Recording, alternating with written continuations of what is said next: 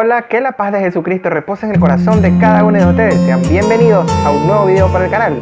Les saluda su amigo y servidor en Cristo Jesús, Franklin. Hoy le tenemos el tema de falsos maestros. Si usted es nuevo en este canal y no se ha suscrito, píquele al botón de suscripción porque estamos muy cerca de llegar a los 150 suscriptores, dándole las gracias a mi Señor Jesucristo y al apoyo de cada uno de ustedes, mis amados amigos.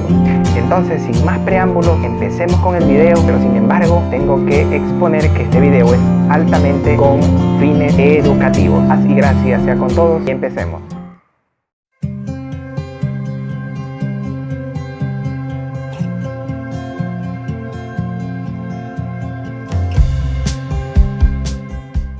En 2 de Pedro, capítulo 2, versículos del 1 al 3, nuestro amado hermano Pedro, guiado por el Espíritu Santo, nos aclara contundentemente la advertencia de que habrá falsos maestros, y esto se deriva a que estas personas van a enseñar falsas doctrinas. Lo que nosotros tenemos que tener en cuenta es que estas personas se encuentran encubiertas, teniendo apariencia de piedad. Entonces, como tienen esa apariencia de piedad y hablan con elocuencia y con conocimiento aparentemente verdadero, perpetran su obra maligna aprovechándose de las personas que no tienen un conocimiento elevado de las santas y sagradas escrituras, llevándolas al error. A nosotros, los creyentes, la palabra del Señor Jesucristo en el libro de Judas, capítulo 1, versículos del 3 y al 4, nos dice lo siguiente: amados, por la gran solicitud que tenía de escribiros acerca de nuestra común salvación, me ha sido necesario escribiros exhortándoos que contendáis ardientemente por la fe que ha sido una vez dada a los santos. Porque algunos hombres han entrado encubiertamente, los que desde antes habían sido destinados para esta condenación. Hombres impíos que convierten en libertinaje la gracia de nuestro Dios y niegan a Dios, el único soberano, y a nuestro Señor Jesucristo. ¿Cómo se forma una falsa doctrina?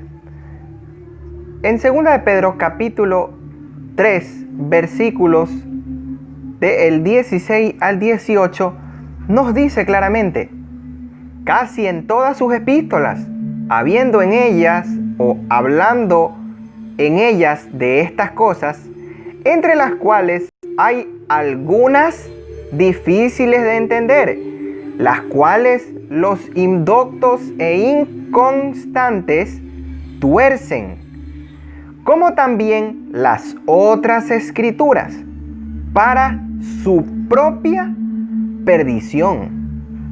Así que vosotros, oh amados, sabiéndolo de antemano, guardaos, no sea que arrastrados por el error de los inicuos, caigáis de vuestra firmeza. Antes bien, creced en la gracia y el conocimiento de nuestro Señor y Salvador Jesucristo. A Él sea gloria ahora y hasta el día de la eternidad. Cabe recalcar que en uno de los videos que están subidas en este canal, en la cual voy a dejarlo aquí, un caballero comentó una serie de textos bíblicos en la cual hace alusión a que una vez Cristo muere por los pecados, ya no hay pecado y ya eres salvo para siempre. Voy a citar 3 frases en la cual nosotros nos vamos a enterar cuál es la doctrina en mención. La primera dice así: en ninguna parte de las Sagradas Escrituras la palabra arrepentimiento está vinculada al perdón de los pecados. Arrepentimiento de los pecados no está en la Biblia. Esto lo inventaron las religiones y las predicaciones religiosas. Los que hemos escuchado esta frase creemos contundentemente que esto es antibíblico. Vamos a ver qué dice Primera de Juan capítulo 2 versículo 1, que también habla acerca de el arrepentimiento para perdón de pecados. Dice la palabra del Señor: hijitos míos, esto os escribo para que no pequéis. Y si alguno hubiere pecado, abogado tenemos para con el Padre, a Jesucristo el justo. Lo que quiere decir esta frase es que después de que usted acepta a Jesucristo como su único y suficiente Salvador, ya usted no tiene por qué pedir perdón si usted comete algún tipo de pecado. Al fin y al cabo, usted ya es salvo. Vamos a ver la siguiente frase.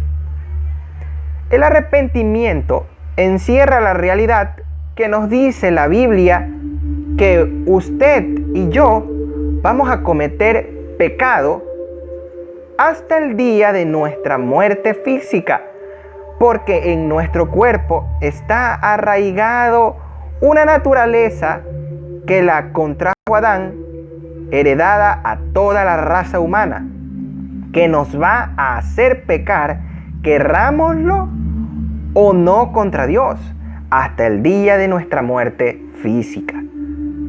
El arrepentimiento no consiste en que un hombre se arrepienta de sus pecados, sino que es el reconocer que en nosotros no mora el bien, sino el mal.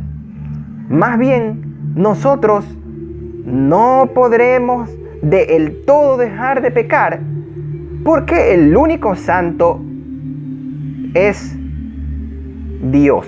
Vamos a ver qué nos dice la palabra del Señor, analizando esta frase un poquito más a fondo. ¿Qué nos recomienda el apóstol Pedro a nosotros los santos, a los cristianos, a los creyentes, en Primera de Pedro capítulo 1, del versículo 14 al versículo 19? Y dice así la palabra del Señor: como hijos obedientes, no os conforméis a los deseos que antes teníais, estando en vuestra ignorancia, sino como aquel que os llamó es santo. Aquí viene la recomendación: sed también vosotros santos en toda vuestra manera de vivir, porque escrito está: sed santos, porque yo soy santo. Y si invocáis por Padre a aquel que sin acepción de personas juzga según la obra de cada uno, conducíos en temor todo el tiempo de vuestra peregrinación, sabiendo que fuisteis rescatados de vuestra vana manera de vivir, la cual recibisteis de vuestros padres, no con cosas corruptibles como oro o plata, sino con la sangre preciosa de Cristo, como de un cordero sin mancha y sin contaminación. Gloria a Dios. Vamos a ver también qué dice Primera de Juan capítulo 3 versículo 3. Como prefacio tenemos hijos de Dios. Lo voy a leer desde el versículo 1 para poder entender mejor el contexto de la palabra de Dios. Mirad cuál amor nos ha dado el Padre, para que seamos llamados hijos de Dios. Por esto el mundo no nos conoce, porque el mundo no le conoció a Él.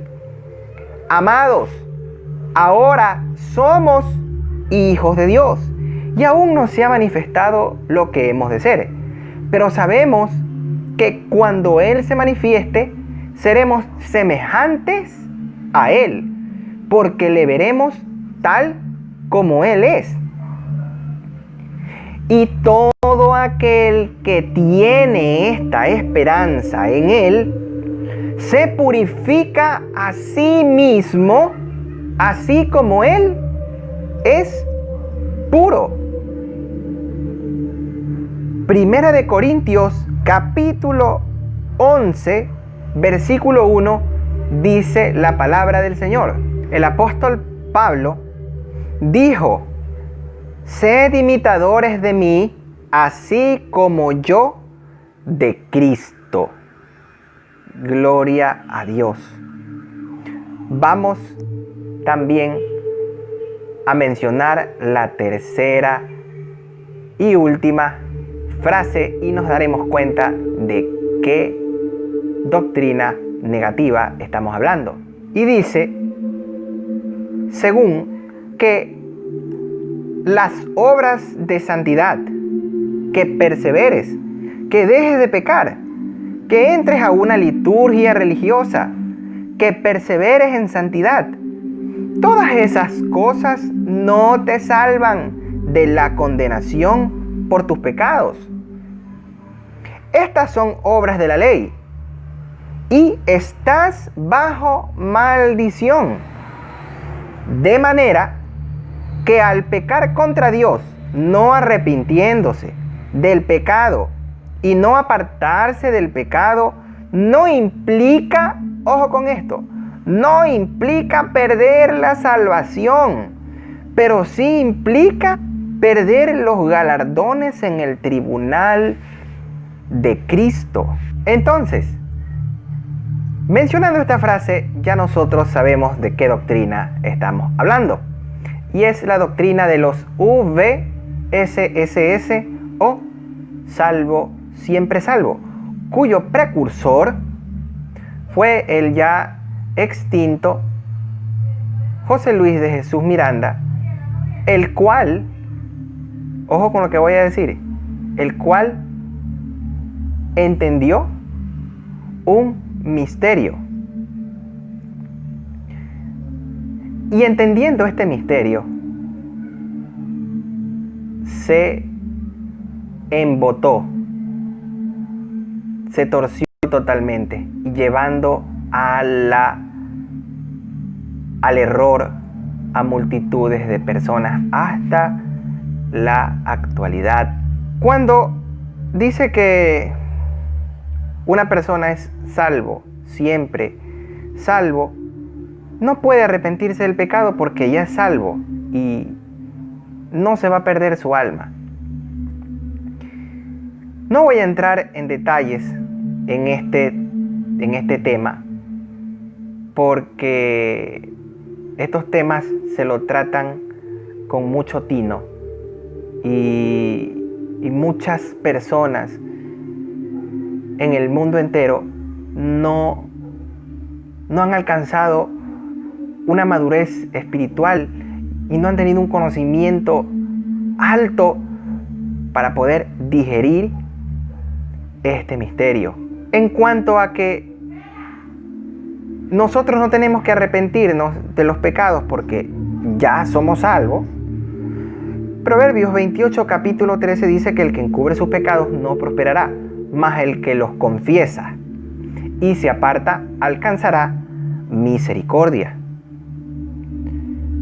Segunda de Corintios capítulo 7, versículo 1, dice la palabra del Señor. Así que, amados, puesto que tenemos tales promesas, limpiémonos de toda contaminación de carne y de espíritu, perfeccionando la santidad en el temor de Dios. ¿Y por qué nosotros los creyentes tenemos que perfeccionar la santidad en el temor de Dios? ¿Y en dónde la tenemos que perfeccionar?